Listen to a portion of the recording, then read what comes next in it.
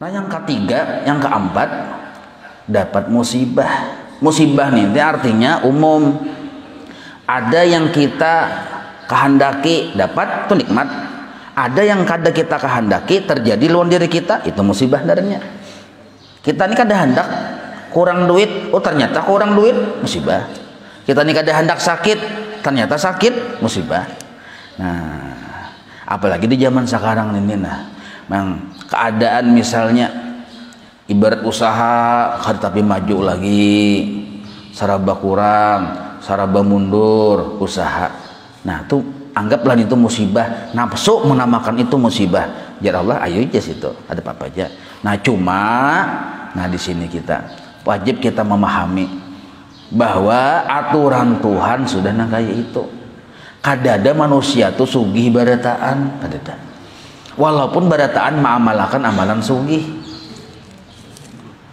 Nah, barataan mengamalkan amalan sugih, tapi dalam pengaturan Allah kadang mau sugih barataan. Tuhan sudah mengatur kayak itu. Ternyata kebetulan dan memang sebuah kenyataan kita ditakdirkan Allah miskin. Nah, langkah pertama dulu adabnya ketika kita menerima dan menyadari sebuah kenyataan bahwa kita miskin. Nah, basangka baik lawan Tuhan dulu itu. Bahwa miskinnya aku ada baiknya. Nah, aku ke depan duitan ini aku yang berusaha mulai merosot ini ada baiknya. Karena usaha merosot segala macam seluruhnya itu minallah, itu keyakinan kita. Nah, lalu adabnya Bang, kita yakini pulang setelah kita yakin datang dari Allah, kita yakini ada baiknya bagiku. Nah, itu dulu supaya kita lawan Tuhan itu berdamai. Jangan mudah kayak lawan Tuhan tuh sinking. Atau sinking itu mudah kayak menyirit. Kenapa Tuhan inilah aja? Maka aku sudah membaca ini. Kenapa aku usaha nang kayak ini? Harusnya aku nang kayak si Ano, nang kanu. Nah, bersangka baik aja. Dan kita disuruh berisi sifat memahami, paham lawan gawian Allah Ta'ala, mengerti bahwa setiap kebaikan, setiap kejadian Allah mengatur, setiap aturan Tuhan pasti mengandung kebaikan. Nah, itu dulu. Jangan sampai kita beranggapan aku ini kada cocok miskin. Yang cocok miskin itu yang sebelahnya itu nyatu sembahyang kada apa kada maka sugih aneh benar Tuhan inilah ya. Harusnya aku yang penyembahyang ini yang 5 waktu terjaga ke masjid segala macam jadi imam lagi aku. Harusnya aku ini yang hujan duit. Maka amaliyahku luar biasa, waqiah pagi sore, orang sekali hajanya pagi sore. Nah, macam-macam dibaca punya segala macam doa yang dari bawah rezeki keluarkan, dari atas turunkan, dari nah itu sudah jadi baca hari-hari Jun itu. Kenapa aku tetap nangka ini juga? Nah, kadang memahami gawian Tuhan bahwa takdirku sebagai orang miskin itu dulu lah kita sadari ada baiknya itu dulu. Ini hati dulu berdamai dengan Tuhan. Masalah basariat tetap kayak biasa. Yang batani, bahuma kurang lebih aja lah. Nah, yang berdagang tetap aja, cuma hati kita tuh jangan mangkal sangkal dungkol lawan Tuhan, jangan. Berdamai aja kita dengan Allah Ta'ala, memahami gawian sidin, setiap perkara yang sudah sidin atur ada baiknya. Ngapa yulah baiknya miskin, kada mau kabul hajat aku ini, kada kayak orang handak sepeda motor langsung hanyar di halaman bandak, kawa menukar, mun saurang menabung bertahun-tahun tak pakai duitnya. Nah, napa yulih ya?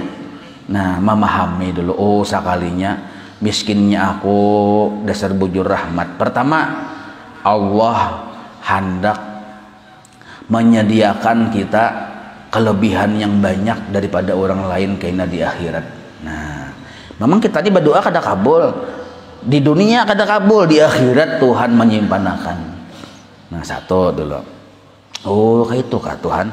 Aku ini berarti panyugihnya kena di akhirat lah. Ya Tuhan.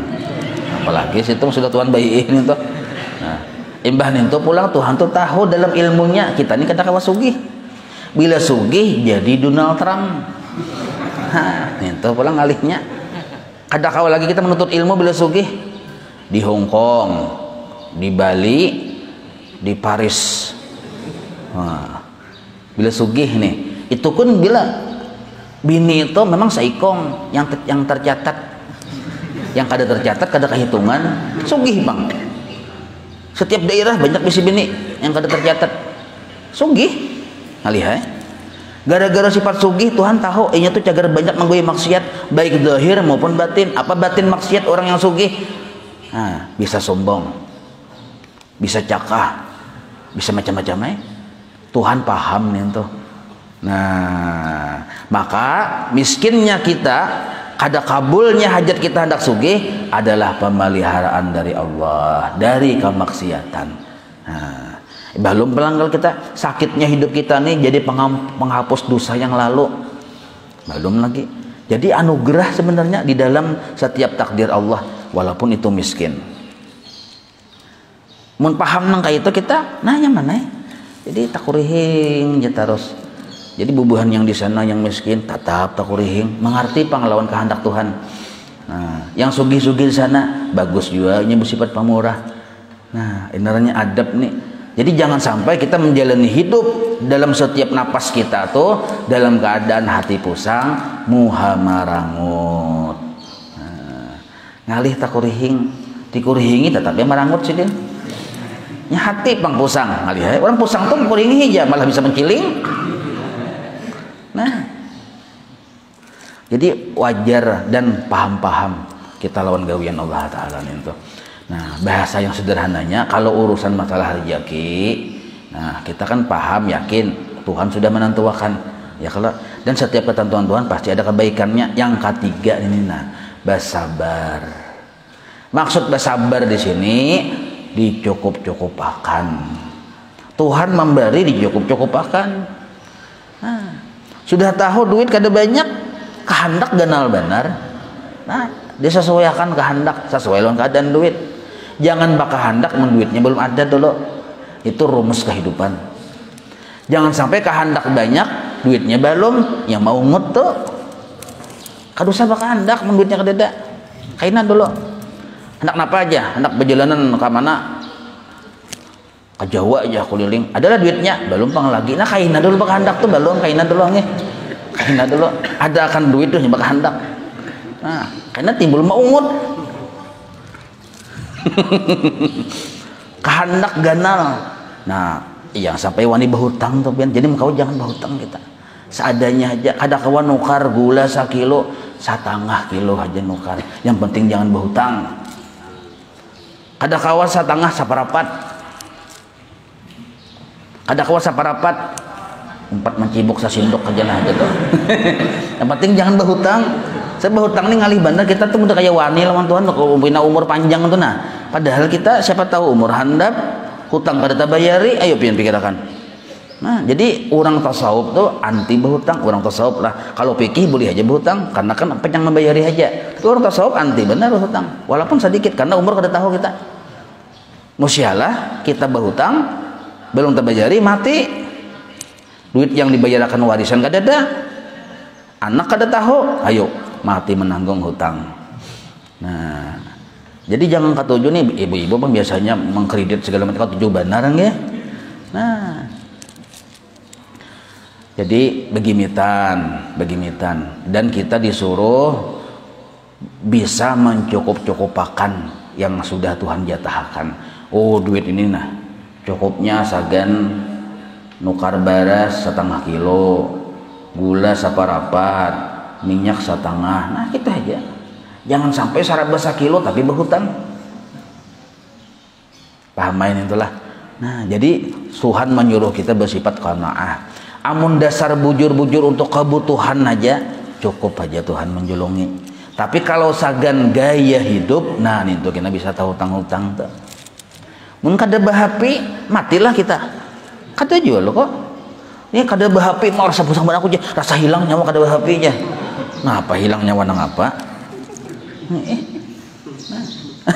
Wah ini bahari pang zaman Siti Nurbaya datuk maringgi adalah HP hidup aja Siti Nurbaya. Ya kalau ada HP bukan Samsul Bahari itu ingat film Bahari itu. Mun ingat tuh hatu pian. Nah jadi fa kullu nafasin yabdu minka dzarafun li qadarin min aqdaril haqqi. Nah, lalu yang fudu pika kainan makan apa yang bagilah kal adabu ma'ahu wa muraqabatuhu fi kulli nafasin min anfasika. Nah, disuruh kita menilai muraqabatuhu tu fi kulli nafasin min anfasika, disuruh kita menilai bahwa seluruhnya itu sebenarnya mengandung hikmah yang datang dari Allah. Seluruh takdir Allah tuh yang terjadi fi kulli nafasin min anfasika ada mengandung anugerah dari Allah. Itu disebut muraqabatuhu fi kulli nafasin min anfasika. Maka mun kita mau nangkai itu berisi pemahaman fatakunu, maka jadilah engkau fi kulli nafasin, dalam setiap napas engkau itu salikan, menjadi orang yang salik, tariqan, yang menjalani jalan ilal haq, kepada Allah Subhanahu wa taala. Datang miskin jadi hikmah baginya, makin berparak lawan Tuhan. Datang sugih jadi hikmah baginya, makin berparak lawan Tuhan.